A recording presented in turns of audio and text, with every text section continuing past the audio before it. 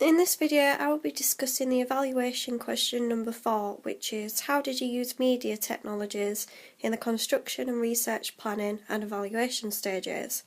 So first I'm going to talk about all the technology that I used. As you can see here, this is all the device I've used. Also, I'm using my iPad mini to take this video because it is lightweight and easy to use. Also, I don't have enough storage on my phone to take this video. So firstly, the device I'm going to talk about is my camera, which is a DSLR, and it's a Luminex G2. And I used it to take the photographs for my ancillary products. As this is my own camera, it was easy for me to use and adjust the settings accordingly because I experimented with different studio lights during my photo shoot, which meant this I had to adjust the settings constantly for it to look right and match the lighting.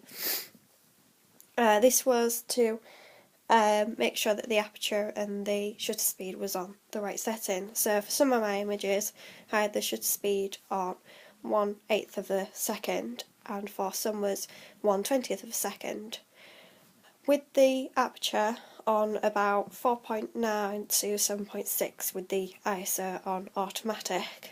The reason for me adjusting the settings so that the camera was open for the right length of time, otherwise my images would be either underexposed or overexposed. To make sure that I had enough space for my photos, I used a number of different SD cards, which you can see here. Because I do photography, I have a lot of memory sticks, so the space wasn't really an issue because I could just swap them around. I also used a SD card which was 16GB, as you can see here, which was more efficient to use during my photo shoot because of the capacity on it. The other SD cards, which are here, are only 8GB, so they don't hold as much. I also photographed in RAW, which is a bigger format file, but it is useful to use rather than JPEG because when you come to editing, you can edit it so much without it becoming pixelated, which with a JPEG format, when you do certain editing techniques, it can often look too pixelated and not good quality. And because I wanted to make my product look professional, I decided to photograph in RAW. As well as using my DSLR camera, I also used one of my actor's camera, which is the Canon E0S600D, and because it was Nick's camera, he was there for most of my shooting plans because he was a main actor, which made it easier for me to use his camera because it was accessible. Even though it was different make, the settings were pretty easy to navigate, and Nick was there to help anyway, just so that I could adjust the settings accordingly, because I'm not very good at film. I'm more of a camera taking pictures person, so he was always at hand when I needed help. Unfortunately, I did encounter one issue on the last day of my filming.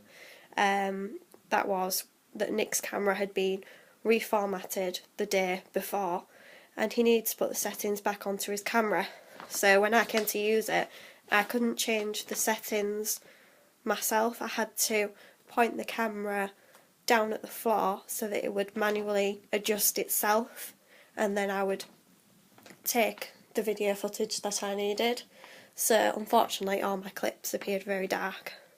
But to overcome this problem, I simply just changed the settings on the editing software Final Cut Pro with each clip. I made it brighter so that it wasn't as dark, so that was easy to overcome. So to make sure to save all my documents, I used 2 memory sticks. As you can see there, I used a SanDisk and a HP memory stick. My HP memory stick is 16GB, which I filled within about a few months ago. So when it came to my ancillary text, I then went on to use my SanDisk memory stick here, which is 8GB, which I use for my other courses. So I just made a new folder so that I could save all my my ancillary text designs to that folder and not have to worry about space.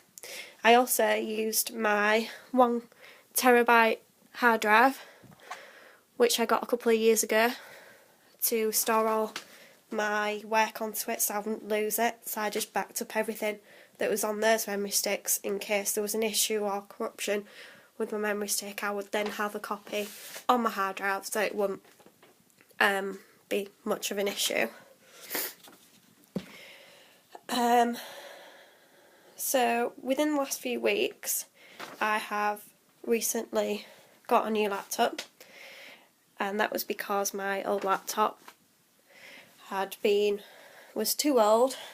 Well, it was about 3 years old, and the battery life on it had broke, so it had to be permanently plugged in, and it couldn't keep up with the work that I wanted it to do. So for my birthday I got an early birthday present, which is my laptop. It is a Lenovo, and the model is a G5070. It has an Intel Core i7, which means it's very efficient, and it has Windows 8. It's quite fast, so that it can do all the things that I need to do on it. Windows 7 I haven't used before, so that was good to get grips of, because my old laptop was Windows 7, so that wasn't too much of an issue. I've mainly used my laptop to produce my work recently, but before this laptop I used mainly the college computers because my old laptop couldn't keep up and I had issues with the fan. So therefore I used the college computers mainly, as this was the only way I could do my work. This is pretty much a lifesaver, this new laptop, so which I can use for the next couple of years. For this laptop, I had a HP laptop, and it wasn't as good. It only had an Intel i3, I believe, but as you can see I don't have it, so I'm not sure what the make is exactly. This laptop has 3 USB ports at the side. It has an SD card reader, a CD port for me to use. It has the battery life on it is 3 hours, so it allows me to use it out and about, and which is so much helpful rather than using my old laptop, which had to be plugged in constantly. My last computer's, like I say, is getting fixed, but hopefully I shouldn't need to use it anymore. To produce my music video I used an Apple Mac computer at college because they have a built-in software to allow me to edit the footage on Final Cut Pro. This was useful because I could then use my spare time in study sessions to produce my video in between lessons. It did however mean that I had to stay late a few nights after college to finish my video because I couldn't work from home, but that wasn't much of an issue because I would do my video at college and then I would come home to do all my written tasks and research. Another device I used to help me produce my coursework was my iPad, which is in my hand at the moment, videoing this. As I'm always out and about and connected to the internet, I was able to connect my iPad up and work on my blog using apps and producing Word documents, etc. while on the move and with spare time between lessons. As I tend to suffer a lot with headaches and back pain when using my laptop, the screen is a lot smaller and therefore I don't feel as if I have to, if I do get a headache, I can use my iPad and not have the screen constantly taking up my viewpoint. So it's a lot easier to take breaks. Plus it's also smaller and I can put in my bag to carry around at college rather than using my laptop. It was also helpful because I could go onto iTunes and use the web pages, so it was easier to take screenshots rather than using my laptop to take screenshots. I also used my iPod when it came to doing lyric timings. So I could listen to my song and also use my laptop at the same time and pause the song whenever I needed to write stuff on my laptop. I could then also download songs off iTunes and it would sync onto my iPod. Another Apple product I used was my phone. This device was very useful when communicating with my actors. Because it's a smartphone, I could download apps instantly and be able to message all my actors when possible. So it made it easier for communication purposes, really. And lastly is another device which I have recently got hold of, which is a Canon MG3200 series printer, which is a built-in scanner. So this allowed me to scan in my storyboard, and also it allowed me to print off all the Word documents I needed and surveys for me to pass around about my products. Having my own printer, it meant I didn't have to wait to use the college scanner, and it's much more accessible at home. Another handy device that's built in is the fact that it's wireless, so therefore it allows me to print anywhere in my house as long as I'm connected to the same router. This was helpful because I could also print web pages off whenever I was on the internet. It also had a handy built-in device which was the AirPlay, so that meant that I could, with all my Apple products, I could then print off all my work. I could send it to the printer to print off. So I could be on my iPad and creating a PowerPoint document, and then I could then send it to my printer to print off, which was helpful.